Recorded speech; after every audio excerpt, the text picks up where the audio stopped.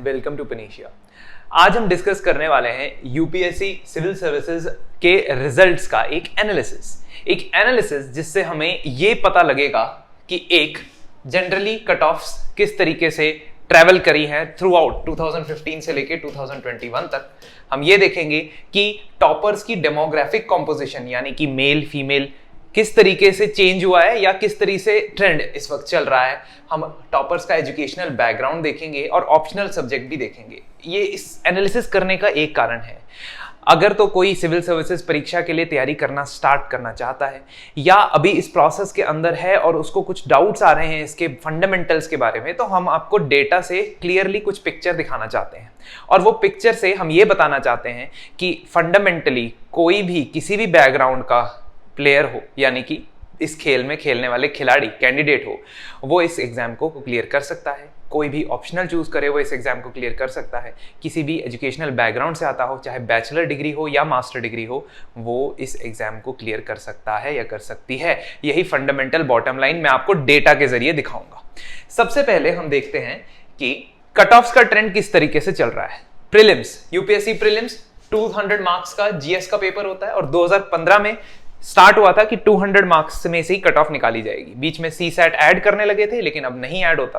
तो अब क्या हो रहा है कि आप देखें, अगर इस ट्रेंड को जनरल कैटेगरी के लिए देखेंगे तो ट्रेंड ये है कि 107, 116, 105, 98, 98, 92.5, 87.5। इस ट्रेंड से हमें क्या लगता है पता कि 98 यानी 2018 से लेके पेपर का जो लेवल है वो कुछ अलग ही लेवल पे जा चुका है। यानी कि आप 200 में से अगर 50% के आसपास मार्क्स ले आते हैं इस एग्जाम के अंदर तो आपका प्रीलिम्स क्लियर हो जाएगा। 50% टारगेट करना है देखिए, और ये 50% ही बड़ा मुश्किल है क्योंकि कई लोग किसी तरीके की तैयारी किसी और तरीके से करते हैं। कुछ लोग एलिमिनेशन मेथड से ट्राई करते हैं कि क्वेश्चन को सॉल्व किया जाए, बट अभी 2022 के पेपर में नजर आया है कि एलिमिनेशन से मेथड से क्वेश्चन नहीं हो सकता है। तो ये यूपीएससी अपने आप को इवॉल्व करता जा रहा है जिसकी वजह से आपको कट ऑफ नीचे जाती हुई दिख रही है। ये स्टूडेंट्स और किसी से भी 2 कदम 2.5 कदम आगे रहता है, तो इसीलिए ये एक चैलेंजिंग और कॉम्पिटिटिव एटमॉस्फेयर है। तो इसके लिए आप जरूर तैयार रहें। खैर, अगर मैं ओवरऑल कट ऑफ की बात करूं यानी जिन लोगों ने अपना नाम फाइनल लिस्ट में पाया, तो 2025 में से ये मार्क्स होते हैं, 2025 में से ये मार्क्स होते हैं मेंस प्लस इंटरव्यू। तो 2025 में से भी देखिए कि उल्टा ट्रेंड चल रहा है प्रीलिम्स के मुकाबले, यानी कि आप 2015 से 17 देखते हैं कि ये बढ़ता जा रहा है। फाइनल लिस्ट में नाम देखने के लिए आपको 1006 नंबर आने चाहिए। फिर then again they rationalised some things and ये ऑलमोस्ट 950 के आसपास आके सेटल हो रखा है। बट वेरिएशन 20-30 का वेरिएशन आपको नजर आ रहा है। 982, 961, 944, 953 and mind you this is out of 2025 और 2025 में से जिसके इतने नंबर आ गए हैं एटलीस्ट उसको अपना लिस्ट में नाम जरूर दिख जाएगा। ये टॉपर के मार्क्स नहीं है क्योंकि टॉपर के मार्क्स तो इससे भी कहीं ज्यादा होते हैं। तो आपको ये मैं बता रहा हूं इसलिए ताकि आपको एक रफ आइडिया लग जाए कि आपके मेंस के 4 जीएस के पेपर, जीएस 1, 2, 3, 4 प्लस 2 ऑप्शनल के पेपर प्लस 1 एसए का पेपर यानी 7 पेपर मिला के प्लस इंटरव्यू में आपके इतने मार्क्स आने चाहिए या इसके काफी ऊपर आप टारगेट करेंगे तब आपका लिस्ट में नाम आएगा। ऑफ कोर्स ये चीजें बहुत ज्यादा वेरी करती हैं कि वैकेंसीज कितनी ज्यादा हैं, ऑप्शनल किस तरह का आया है और ऑप्शनल में चेकिंग कैसी हुई है, बहुत सारी चीजें। But you have to remember that you have to aim for 1000 marks. सीधी सी बात है जी, 1000 नंबर के लिए एम करोगे अपने आप लिस्ट के ऊपर वाले हिस्से में आपका नाम आएगा। खैर, अब चलते हैं कि एजुकेशनल बैकग्राउंड क्या रहता है टॉपर्स का, यानी कि जो सक्सेसफुली रिकमेंडेड कैंडिडेट्स होते हैं उनका एजुकेशनल बैकग्राउंड क्या रहता है। ये मैं 3 साल का डेटा आपको निकाल के दे रहा हूं, 2019, 18 एंड 17 जो यूपीएससी की एनुअल रिपोर्ट में आता है। अब मैं आपको बताता हूं पहले कि बैचलर डिग्री जिन्होंने की हुई है यानी जस्ट ग्रेजुएशन की हुई है उनका सक्सेस रेट है ऑलमोस्ट 40%। सक्सेस रेट का मतलब कि कितने लोगों ने इंटरव्यू दिया वर्सेस कितने लोग सेलेक्ट हो गए, दैट इज सक्सेस रेट। अब बैचलर्स डिग्री वाले का 38% है और हायर डिग्री वाले का 44% है। ये डेटा किसके लिए? 2019 के लिए। अब इसको मैं कंपेयर करता हूं 2018 से, ताकि आपको एक ही साल के डेटा से कुछ मिसलीडिंग ना लगे। तो 2018 में बैचलर्स डिग्री का सक्सेस रेट है 39% एंड हायर डिग्री का सक्सेस रेट है 46%। अब 2017 में देखेंगे तो 41% एंड 41.5%। दैट मींस कोई खास डिफरेंस नहीं है, कोई खास डिफरेंस नहीं है। अगर आपने बैचलर्स डिग्री की है या अगर आपने हायर डिग्री की है, आप किसी वजह से पीछे नहीं हैं। तो ये बात आपने हमेशा ध्यान में रखनी है, जहन में रखनी है अपनी। दूसरी बात, क्या बैकग्राउंड में कोई प्रॉब्लम है? यानी कि अगर आप ह्यूमैनिटीज के बैकग्राउंड से आते हैं और आप इंजीनियरिंग बैकग्राउंड से आते हैं तो आप में फर्क है? बहुत ज्यादा फर्क नहीं है। तो हम देखते हैं कि ह्यूमैनिटीज का सक्सेस रेट यहां 44% है, साइंस का सक्सेस रेट 42% है, मेडिकल साइंस का सक्सेस रेट 32% है और इंजीनियरिंग का सक्सेस रेट 41.3% है। What does this data tell you? It tells you कि बहुत बड़ा वेरिएशन नहीं है। ऐसा नहीं है कि कोई ह्यूमैनिटीज वाले, ह्यूमैनिटीज वाले बड़े सक्सेस रेट लेके चल रहे हैं, 60% ह्यूमैनिटीज वाले जो है वो इंटरव्यू क्लियर कर देते हैं। ऐसा कुछ भी नहीं है। अब ये डेटा अगर मैं 2018 के लिए भी देखूं तो भी मुझे यही पता चलेगा, 43% है यहां पे, 36, 38, 39. So it is not at all matters from which educational background you are coming. It's a new start for you. हाँ, कुछ एडवांटेज डिसएडवांटेज प्रिपरेशन के टाइम पे हो सकता है, सिलेक्शन में कोई डिसएडवांटेज एडवांटेज नहीं है। आप डाइवर्स बैकग्राउंड से आ सकते हैं। आगे के एनालिसिस पे चलते हैं दोस्तों। आगे का एनालिसिस देखते हैं कि ऑप्शनल सब्जेक्ट के बारे में जो बहुत लोगों का सवाल होता है कि भाई ऑप्शनल कौन सा लेना चाहिए, कौन सा ऑप्शनल ज्यादा सक्सेसफुल है। देखो, मैं अभी टॉपर्स के बारे में बताऊंगा, इस साल के टॉपर्स के बारे में कि उनके क्या ऑप्शनल रहे थे, लेकिन उससे पहले मैं आपको 3 साल का डेटा दे देता हूं जिसमें मैं आपको बताता हूं कि सबसे पॉपुलर ऑप्शनल कौन से, ऑन द बेसिस ऑफ कितने लोग अपीयर हुए हैं। सबसे पॉपुलर ऑप्शनल जो 2019, 18, 17 में रहे हैं वो है geography, anthropology, political science and international relations, sociology, and to some extent you can say these are the main optionals that are very very popular among the people. Again 2018 से भी हमें यही वाले सब्जेक्ट्स मिलते हैं। हिस्ट्री को भी आप इसमें ऐड कर सकते हैं, but mostly it is these 4-5 subjects which are the most popular among the candidates. और जो एवरेज कैंडिडेट होता है जिसने अपनी एजुकेशनल बैकग्राउंड वाला सब्जेक्ट नहीं भी लेना होता है तो वो ये सब्जेक्ट्स ले सकता है। कौन से subjects? Geography, anthropology, sociology, political science and international relations, and these are the subjects that are very very common. एक समय ऐसा होता था जब पबैड बड़ा फेमस और पॉपुलर सब्जेक्ट होता था, लेकिन अब पबैड लेने वाले कम हो गए हैं क्योंकि उसमें मार्क्स का ट्रेंड थोड़ा कम हो गया है। तो आपको यह भी ध्यान रखना है कि मार्क्स का ट्रेंड किस तरीके से चल रहा है, और यह भी ध्यान रखना है कि जो मैं सक्सेस रेट बताऊंगा वो कहीं बहुत ज्यादा वेरिएशन तो नहीं आ रहा है। कैसे?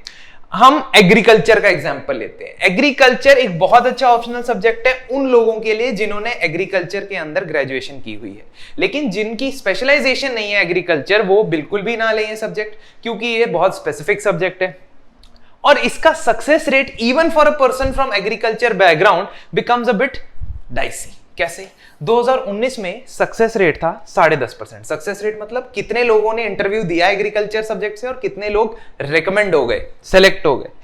2018 में इसका सक्सेस रेट बिल्कुल ड्रॉप कर गया 2.9% के पास। उससे पहले जाएंगे तो 12.4%। तो कहने का मतलब जहां फ्लक्चुएशन आता है वहां आप जाए ना। और ये जो मैंने 4-5 सब्जेक्ट बताए हैं वो पॉपुलर है भी इसलिए क्योंकि एक कि वो किसी भी बैकग्राउंड का बंदा कर सकता है, he or she can manage that subject. Secondly, उसमें आपका सक्सेस रेट ज्यादा वेरी नहीं करता है, वेरिएशन नहीं आता है। मैं आपको एग्जांपल देता हूं ज्योग्राफी का। हालांकि ज्योग्राफी का success rate is not very high as compare to many others, but geography का सक्सेस रेट कांस्टेंट रहता है। 5.5% था 2017 में, 2018 में ये था 5.1% और 2019 में ये था 5.5%। तो कहने का मतलब कि एक स्टेबल ऑप्शनल है। स्टेबिलिटी समझ रहे हैं, इसका सक्सेस रेट ज्यादा वेरी नहीं कर रहा है, एक में बस 10% है, एक में 1% है, ऐसा नहीं। और ऐसा सक्सेस रेट ही सिर्फ नहीं मैं देख सकता, क्योंकि मुझे ये भी तो देखना है कि कितने लोग वो ऑप्शनल दे रहे हैं। जितने लोग वो ऑप्शनल देंगे उतने ज्यादा गाइडेंस अवेलेबल होगी मेरे पास उस ऑप्शनल के लिए। एग्जाम्पल के तौर पे अगर मैं कहूं सिंधी लिटरेचर ले लूं मैं, तो वो नहीं कर सकता ना, क्योंकि वो दे तो 2 ही लोग रहे हैं। तो सिंधी लिटरेचर से मेन सिर्फ 2 लोगों ने लिखा है, एक ने क्लियर भी कर दिया है और 50% उसका सक्सेस रेट है। बट दैट मीन्स 2 थिंग्स, एक कि मैं सिर्फ सक्सेस रेट देख के ऑप्शनल नहीं ले सकता, मुझे इंटरेस्ट भी देखना है, गाइडेंस भी देखनी है। दूसरी चीज, मैं ये नहीं कह सकता कि कोई भी ऑप्शनल खराब है, कोई ऑप्शनल खराब नहीं है। सिंधी लैंग्वेज वाले 2 लोग हैं, एक का क्लियर भी हो गया है, इसका मतलब ये कि ऑप्शनल जरूर इंपॉर्टेंट है, लेकिन इतना भी इंपॉर्टेंट नहीं है कि आप उसकी वजह से एग्जाम ना क्लियर कर पाओ। तो ये मेरी इसमें से अंडरस्टैंडिंग बन रही है इस डेटा में से। अगर आप चाहते हैं कि और अंडरस्टैंडिंग आप मुझे दे तो हो सकता है, जैसे कई लैंग्वेजेस, कई लिटरेचर, 2016 की जो टॉपर थी नंदिनी KR, उनका ऑप्शनल सब्जेक्ट था कन्नड़ा लिटरेचर। अब कई लिटरेचर वाले जो सब्जेक्ट्स हैं, पंजाबी लिटरेचर, उनका सक्सेस रेट काफी अच्छा रहता है। तो कहने का ये मतलब है कि सिर्फ सक्सेस रेट देख के आप नहीं ऑप्शनल ले सकते, और सिर्फ कितने लोग ये ऑप्शनल लिख रहे हैं वो देख के भी नहीं। It has to be combination of these two, plus it has to be combination कि आपको गाइडेंस मिल रही है उसमें या नहीं मिल रही है।